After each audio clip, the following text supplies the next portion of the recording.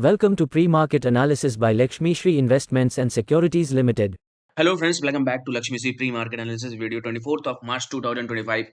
Nifty में आज gap up के साथ हम लोग ने शुरुआत भले ही किया था, लेकिन बट एक चीज बहुत देखने वाली चीज बात है कि जब देखेंगे यहाँ से हम लोग ने ब्रेकआउट प्रेडिक्ट किया था कि 22,550 के ऊपर अगर टिकते हैं तो इमीडिएट में बाउंस बैक रैली हम लोग को देखने के लिए मिलेगी। इसलिए पुणे द फ्लैग पैटर्न का ब्रेकआउट था और लगातार 5 दिन की रैली के बाद निफ्टी अभी भी स्ट्रॉन्ग हम लोग को लग रहा है।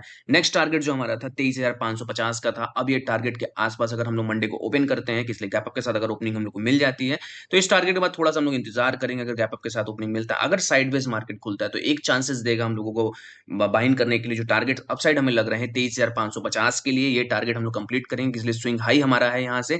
अगर ये स्विंग हाई हम लोग प्रोडक्ट करते हैं तो इसके बाद कंटिन्यू रैली मिल सकती है, लेकिन बट 5 दिन की लगातार रैली मिली है तो यहाँ से थोड़ा सा कंसोलिडेशन जोन हम लोगों को चाहिए। कम से 1 से 2 दिन, 2 से 3 दिन का कम से कम कंसोलिडेशन जोन हम लोग को चाहिए। उसके बाद अगर यहाँ से स्ट्रक्चर बनता है तो ब्रेकआउट प्रेडिक्ट किया जाएगा। ऊपर में जो टारगेट्स हमारे नेक्स्ट रहेंगे वो 24,000 तक हम लोग को मिल सकते हैं, लेकिन उसके लिए थोड़ा सा हम लोगों को चाहिए कि मार्केट जिस हिसाब से बाउंस बैक किया है, अब यहाँ से थोड़ा सा साइडवेज या कंसोलिडेशन जोन में आना चाहिए 2 से 3 दिन के लिए। उसके बाद ही कोई हम लोग को ट्रेड मिल सकता है। लेकिन अगर मंडे के सेशन में 15 मिनट का गैप, 15 मिनट का कैंडल हम लोग को मिलता है ब्रेकआउट के साथ, तो वहां से जरूर हम लोग यहाँ से एंट्री करना पसंद करेंगे। लेकिन साइडवेज मार्केट अगर खुलता है तो ही एंट्री करेंगे। अगर गैप अप के साथ खुलता है तो एंट्री नहीं बनेगी, वेट एंड वॉच किया जाएगा।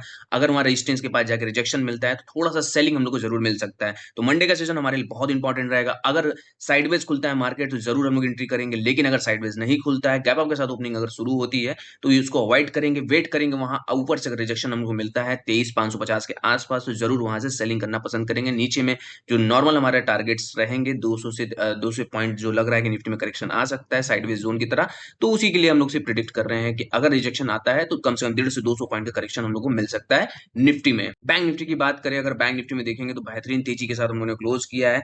50,500 के ऊपर हम लोग सस्टेन कर गए हैं, लेकिन ये रैली लगातार मिली, अभी रिजेक्शन नहीं आया। बॉक्स के हाई पे ट्रेड करते हुए हम लोग दिख रहे हैं। मंडे को गैप अप के साथ अगर शुरुआत हो जाता है तो यहाँ रिजेक्शन कैंडल का वेट करेंगे, शॉर्ट इनिशिएट कर सकते हैं, इसलिए थोड़ा सा साइडवेज हम लोग को मार्केट लग रहा है। 49,900 और 50,000 के रेंज के आसपास अगर मिलता है बैंक निफ्टी तो बाइंग करिए, बेहतरीन वहां लेवल है। लेकिन अभी के लिए बाइंग यहाँ से नहीं करना चाहिए। गैप अप के साथ अगर ओपनिंग करता है तो अवॉइड करेंगे उसको हम, लेकिन अगर साइडवेज का शुरुआत होता है तो जरूर एंट्री करेंगे ऊपर के टारगेट के लिए 50,850 के लिए बैंक निफ्टी में। फाइनली मिड कैप की बात करें तो मिड कैप में हमारा 20 डे मूविंग एवरेज अब अचीव हो चुका है।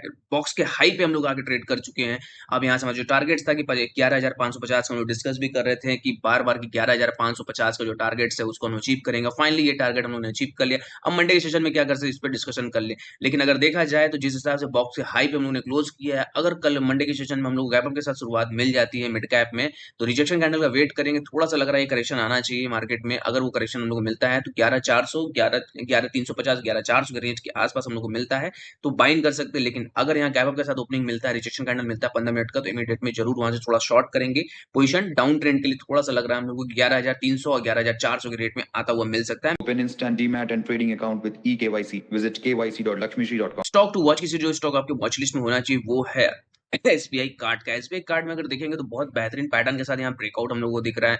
अगर ये ब्रेकआउट की बात करें तो पूरा पूरा ब्रेकआउट जो है इसको कप एंड हैंडल ब्रेकआउट बोलते हैं डेली टाइम फ्रेम पे। और रीटेस्ट के बाद यहाँ से कंटिन्यू रैली हम लोग को 3 दिन की मिली। अब थोड़ा सा कंसोलिडेशन था, लेकिन बस वॉल्यूम के साथ ब्रेकआउट हम लोग को मिल गया तो चांसेस ज्यादा है कि 865 के ऊपर सस्टेन अगर मिल जाता है, सस्टेन कर जाता है एसबीआई कार्ड, तो इमीडिएट में यहाँ से बाइंड करेंगे। टारगेट अपसाइड हमें लग रहे हैं 920 और 950 तक के टारगेट लग रहे हैं। शॉर्ट टर्म में इस स्टॉक को अपने पोर्टफोलियो में लेके एक अच्छा रिटर्न निकाल के दे सकता है। डेली इसे करने के लिए हमारे वीडियो को लाइक शेयर और कमेंट कीजिए और हमारे चैनल को सब्सक्राइब कीजिए। Thank you.